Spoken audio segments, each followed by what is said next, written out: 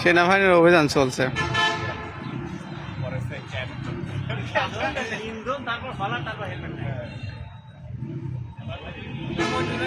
হ্যাঁ সাবাস, এভাবেই।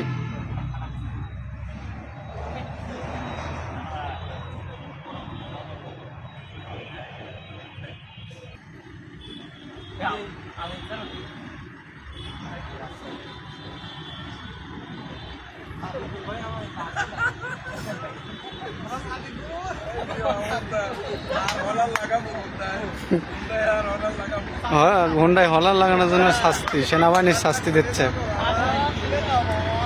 দেশের আইন এরকমই হওয়া উচিত, অবৈধভাবে যাতে কেউ গাড়ি না চালাইতে পারে। সাবাস সেনাবাহিনী।